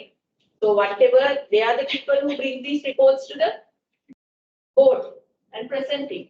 So they are looking at whether the CEO and other executives are the appointments of them and evaluating their performances, and you have to develop succession planning to oversee these leadership positions. Then also they have to engage with stakeholders, especially they have to engage with shareholders because they are the people being appointed by the shareholders and the AGM. So the direct communication with the shareholders or with the board, right? So they need to ensure effective communication with shareholders and they need to address their concerns all the time. Also, when it comes to stakeholders, they have to balance the interest of various stakeholders, including employees, customers, suppliers, and community. And the last one is ensuring that ethical conduct and CSR, right? So ethics, integrity, that means inside the organization, they have to promote a culture of ethical conduct. And also they have to take CSR initiative, ensuring that company's values and align with company's values and objectives. So altogether, to fulfill the 3 responsibilities, right? Strategic direction, supervision, as well as ensuring the interest of the shareholders and stakeholders, these 7 roles are needed to be done. Here, right? 7 roles. These 7 roles.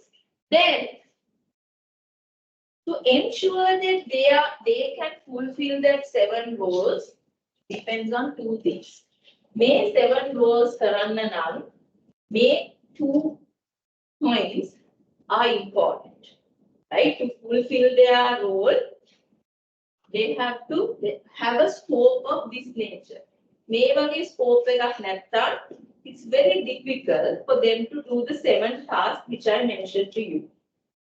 So scope means, first one, how frequently are they meeting? Right? Other job hata karanna නම් ඒගොල්ලෝ කිතා අවුරුද්දකට කී පාරක් meet වෙනවද? More the frequencies they meet means they will look into these matters a lot.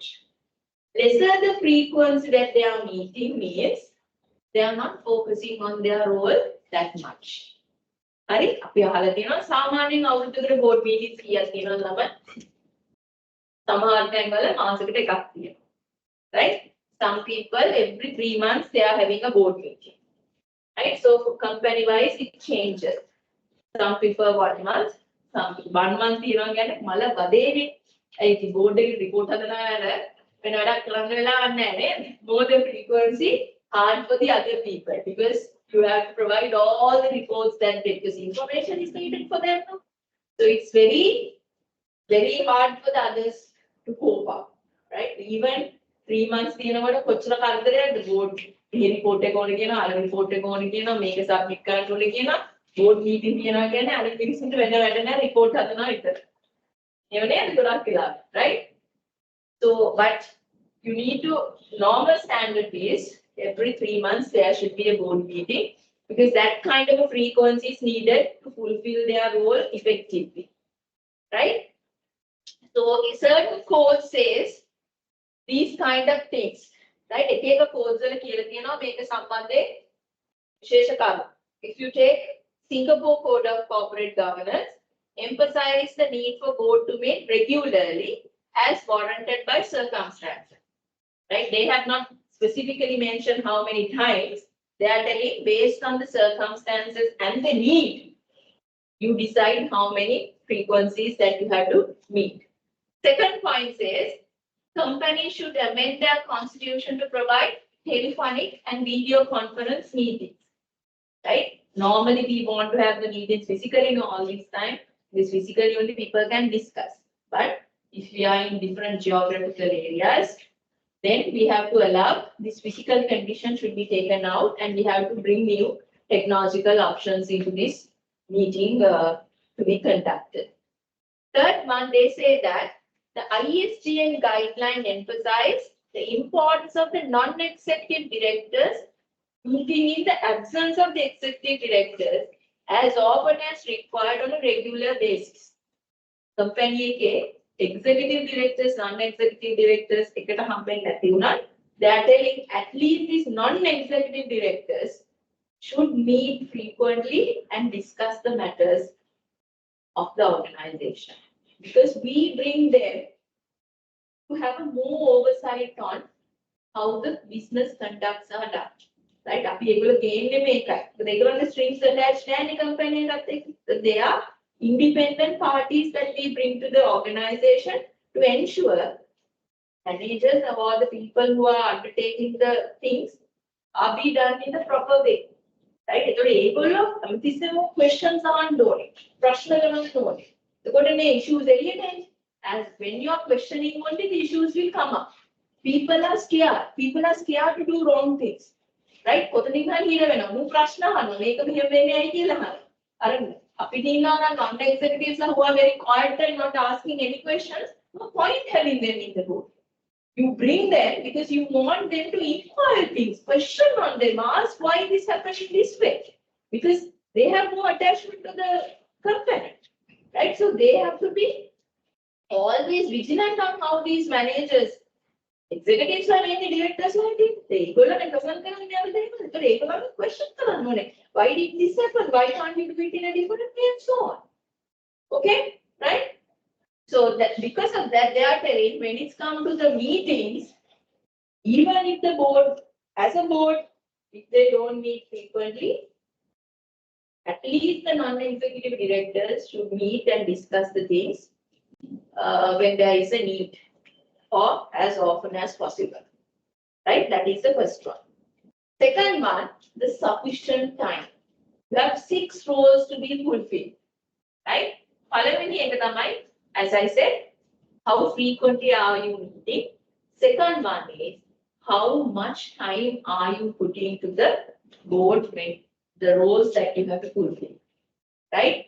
When you take executive directors, they have to do the executive job also. Right? They have to run the organization. They have their normal duties that they have to do. Right? Board role. Right? When you take non-executives, they are not only sitting in your board.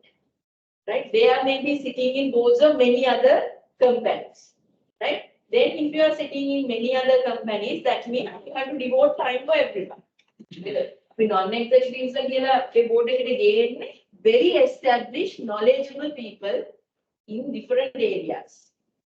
Right? So they may be recognized, they are actually recognized in the industry as experts. So that is why you are inviting. So that person may have other commitments as well. But if you are a board member, if you have been appointed to a board of a company, you need to ensure that you give sufficient time for the company's task as a board member, right? So if you look at this, directors should have sufficient time to fulfill their responsibilities. The UK Corporate Governance Code says that මම අර codes ටික කලින් ඉගෙනුවේ ඒකයි. වෙනද මේ points වලට ඒගොල්ලෝ ගේනවා ඒක code වලින් තියෙන දේවල්. The UK Corporate Governance Code says that board should not agree to a full-time executive director taking on more than one non-executive director in a FTSE 100 company, nor the chairmanship of such company. මොකක්ද ඒ කියන්නේ? මොකක්ද ඒ කියන්නේ explanation? මොකක්ද ඒ restriction එක?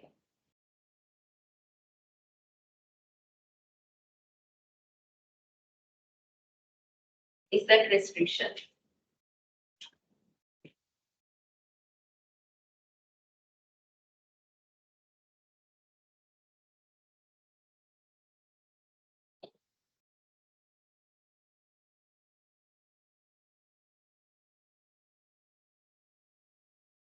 You are a full-time executive director, right? Now, when you are a director of a company, guys, you are well known in the society, well known in the business community. එතකොට ඔයා මේ company executive director කියන්නේ මේ company employee කෙනෙක්නේ. employee කෙනෙක්නේ executive director කෙනෙක් හැටියට දාන්නේ. එතකොට you will be invited by other companies to come and sit as whom? Non-executive. එතකොට කොහොම අපි allow කරොත් එහෙම අපේ executive directors ලට ඇති වෙන්න තව company වල non-executives ලා වෙන්න අපේ company වැඩ කරන්න වෙලාවක් තියෙනවද? නැහැ.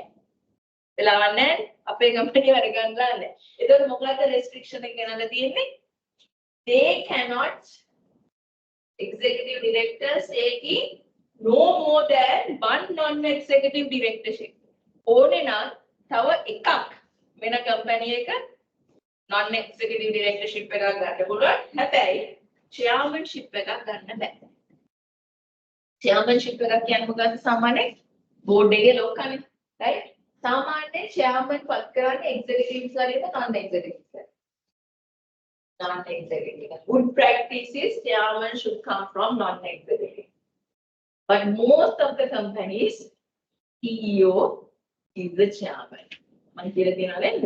Right? If you take KVs, Panditagis is the CEO as well as the chairman, right? But when it's come to best practice would be chairman should be a non-executive director. So this is what this clause says.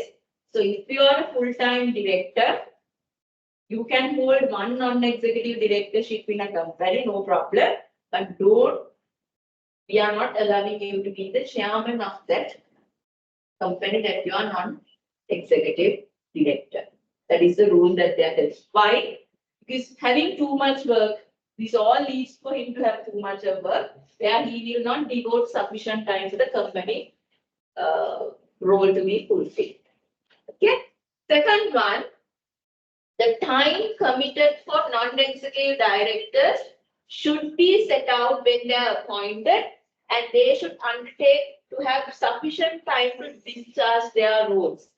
So if you are appointing someone as a non-executive director to your board, you have to mention you have to give this much of time for the board members. That they will discuss, guys. When you are appointing a person, you are going to have an interview also, right? Then you have to discuss with this person and tell we want this much of committed time for our company operations, right? That is, you have to set it out at the appointment and should understand whether that person has sufficient time. ඔගොල්ලෝ දැනගන්න ඕනේ මේ මනුස්සයව ගන්න කලින් මේ මනුස්සයාට වෙලාවක් තියෙද අපේ company දේවල් take care කරන්න බලන්න. Right? So therefore, to fulfill the 7 roles we identified, this kind of scope should be there. Right? They should meet frequently and the board members should have sufficient time to go through, fulfill their responsibility. If this scope is not there, they can't fulfill their role. Right? Right. Then, matters for board decisions. What are the things that the board members handle? What are the key decisions are they handling?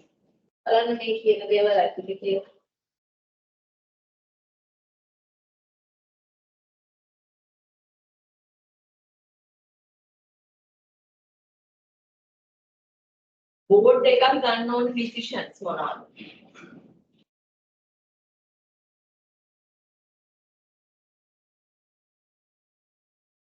So normally it says when it's come to a board meeting, you have a formal schedules of matters specifically reserved for board decisions. Then සාමාන්‍යයෙන් අපි දන්නවා මේ decision එක CEO level එකකින් ගන්න බෑ.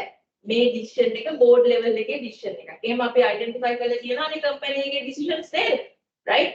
Certain decisions needs to go to the board and get the approval. We know that. So likewise, the board should have a formal schedule of matters specifically reserved for them. Some would be decisions such as mergers and takeovers that are fundamental to the business and therefore not should be taken by executive managers. So those kind of, for an example, these kind of decisions will never be taken by somebody lower, right? We all know that it should be taken from the board level. Other decisions would include acquisition and disposal of assets of the company or its subsidiary that are material to the company. එහෙම නැත්නම් investments, capital projects, bank borrowing facilities, loan and foreign currency transaction, all above set size. ඒ කියන්නේ 40 ඒවා නෙවෙයි. මේ ගානේ උඩේවා it should go to the board. That is what they are telling. Right? Not these small loan approvals and all that. That can be handled by the managerial level. But we have limits saying above this, it should go to the board level. Right? So that is why. So these things which I have mentioned here, above the set level, needs to go to the board. Apart from these critical ones, these are the regular tasks that they will always have to make decisions. They have to monitor the CEO, oversee the strategy, monitoring risk controls, monitoring human capital, then managing if they are in conflict of interest, those decisions they have to make, and effective communication of strategic plans and all that, both internally and externally. So these board decisions, they have to make. Now, if you are going to be a director, what are the qualities that you should have? Right? What are the qualities that you should have? Attributes of directors. Right? In order to carry out effective scrutiny, directors need to have relevant expertise in industry, company, and functional area and governance. Right? You can't be just a person, you can be someone special. That's the board. If you are an executive director, that is the biggest recognition that a company can give to an employee, isn't it? Right? Appointed, promoted as a board position is one of the biggest promotions or biggest recognition. So why you are being recognized is not because you are a normal employee, because you are someone expert on those things which you have shown through your performance that you are an expert, right? So first thing, therefore, you have to have relevant expertise in the industry, company, functional areas, and governance. So when you show your talents only, you can climb up the ladder and go to that level. Even if you are an external party coming to the board as non-executives, you need to have the experience, because sometimes you bring members by looking at their expertise in several areas. Sometimes our lawyers again or non-executive directors like it. So they want a law side knowledge board. Sometimes you bring financial expertise as non-executive to the board. Right? Chartered accountants board. But we want the financial, the auditing, financial side sometimes IT people you bring to the board. Because you look at the strategic direction that the company is trying to go, and if you feel that we need a board member because I know a friend of mine for financial institution, he was asked to come. He's an academic, he's in the academia. But they are bringing him to the board because they want marketing and financial knowledge together being blended.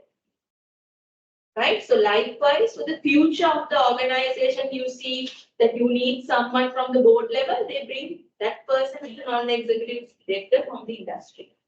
Okay? So first thing is whatever person would like to become a director should have this relevant expertise about the industry and so on.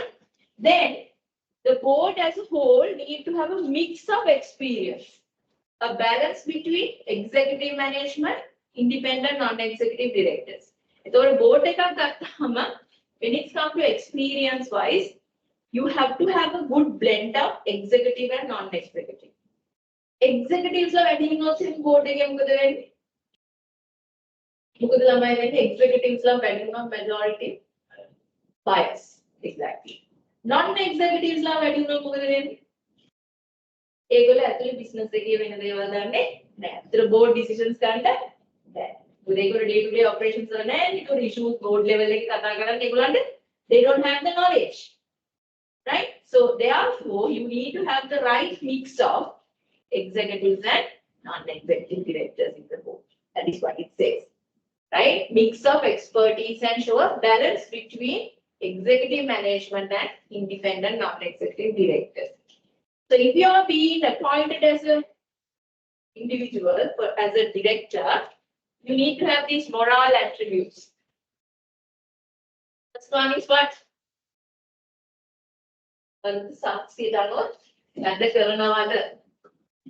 Consciousness, acting with intellectual honesty and independence of mind in the best interest of the company and stakeholders, avoiding the conflict of interest, not considering raw benefits, your personal benefits. You have to take the right decisions, even if you stand alone.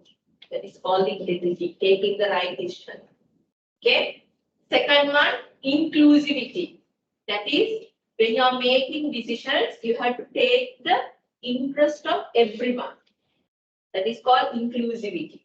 Taking into account the legitimate interest and expectation of all, not the benefit of one party. Third one, competence is a key, having the right knowledge and experience. Commitment. How far can you commit yourself to perform the duties and whether you are giving enough time for the company affairs. Last one, courage. Having the courage to take necessary risks and to act with integrity. Right? So as a member, if you want to become a director, you need to have these moral qualities. First one is consciousness, that means honesty and the independence, inclusivity, competence, committed, courage. Okay, right. Then last one is possession of necessary information. This is also very key point. These are moral attributes. Information organization right? Because you are the one who will make decisions, top level of the company. For you to make decisions, you have to have the right information with you all the time. Right? That is a key attribute as a director you should have. You should never make decisions without having the proper information in your hand. Always get the information needed internally. If not, you know that if you are a non-executive and if you feel the information provided is not enough, you can hire a consultant and get the information about the company, and that payment can be recovered from the company. Because you wanted that information to make the decision about the company. Right? The information is what ඒක ගෙවලා කලින් හරි يعني ඒ service එක කලින් හරි analyse කරන service එකක් හරි සමහර ඉන්ෆර්මේෂන් මට තේරෙන්නේ නැහැ මේක ඇනලයිස් කරලා. So මම කාගේ හරි එක්ස්පර්ටිස් කෙනෙක්ගේ උදව් ගන්න. That consultancy charge you can recover from the company. Because that was needed to fulfill the task of the company. Board එකේ board member කෙනෙක් හැටියට ඒ task එක fulfill කරලා අනේ මට ඒක. Thank you. fulfill කරාගෙන ඒක කරේ. ඒක නිසා මේ ඒක recover කරගන්න පුළුවන්. Right? So information is a key part. ඒකනේ අපි ගොඩාක් reports හදන්නේ board meeting වලට හරි. Right? So information is a key part. So when it's come to having the right information, as we have in many corporate scandals, the board was not given full information. So UK Hicks report stressed it is the responsibility of both the chairman to decide what information should be made available and of directors to satisfy themselves that they have appropriate information with sufficient quality to make the judgments. Right? Ramane, what needs to be shared to the directors will be decided by the chairman. Right? Chairman තමයි board meeting එකට කලින් අවශ්‍ය information මොනවද කියලා බලලා ඒ එන information share කරන්න chairman approval එක දෙන්න ඕනේ මේව share කරන්න අනිත් directors අතර. Right? ඒත් එකම directors දැනගන්න ඕනේ whether they have appropriate information with the right quality. Then here it says in South African report they have highlighted board members should not only receive the financial information, sometimes they might also need non-financial information when they are making decisions. Right? Therefore, so ගොඩක් වෙලාවට මේ non-financial information එන්නේ when you are taking a decision and if that has an impact for the society, community, environmental, ඒ වගේ ඒවා එන්නේ ගොඩක් වෙලාවට qualitative aspect එකනේ. So those information also you need to provide. Okay? So we'll start from here. So corporate governance expert, Professor Richard Lednick commented that good boards, on the board look at the qualities. Members should be independent, competent, transparent, constructively challenge management, and set the ethical tone and culture for entire organization. So for a board to have right governance, they need to have these guys. Right? When this is lacking, that company is not managed the proper way. Okay? In organizations where there were corporate mislead or ethical failures, there were generally also board problems. Many of the issues were not only the management, right? Many of the issues were also because of the board issues. Common defects included undue influence, bullying, poor design, lack of industry knowledge, and directors who are not engaged. Right? These are the reasons from the board wise why problem has happened. Right? So this is the ideal board you need, and these, if you have these qualities, these things, that means your board is not functioning well. Right? So next week we talk about board diversity. Okay? अच्छा මේ කාලේ ඉවර කරලා යමුද? පොඩි ප්‍රශ්නයක් තියෙනවා එතන ඉවරයි. මේ පොඩි කැලම මේ. පොඩි කැලම. Board diversity. Board diversity means, as I said, when you are selecting members to the board, you need to have different. Now, first diversity is you have executive, non-executive.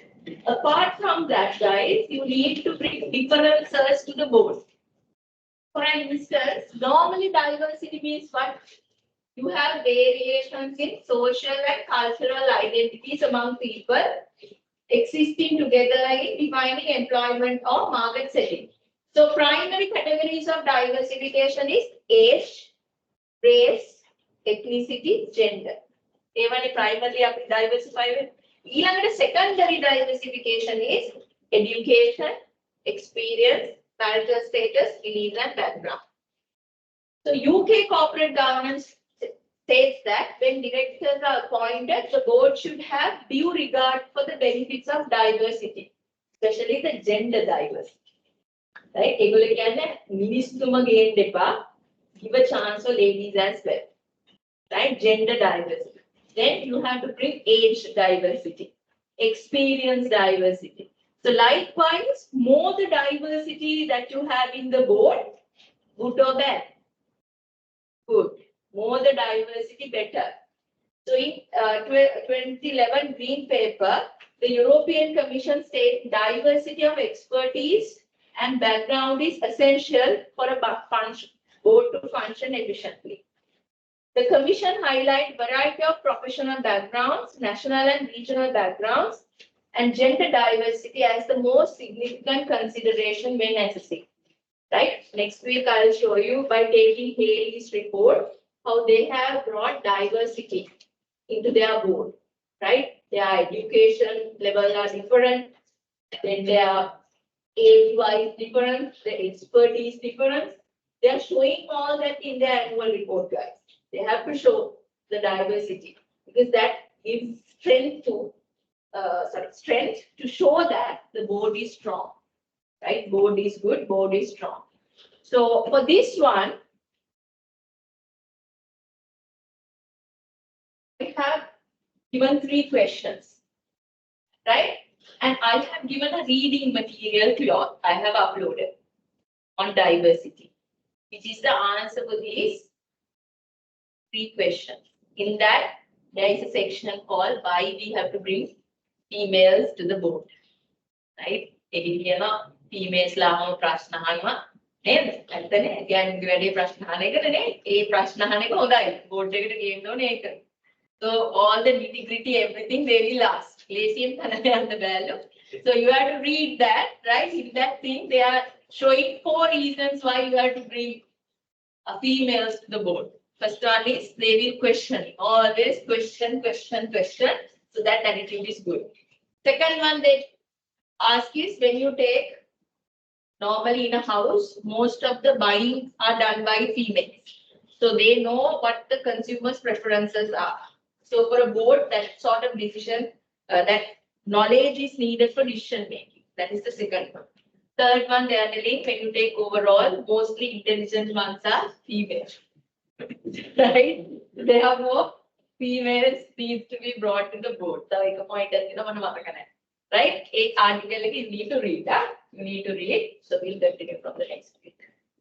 We have to start from here.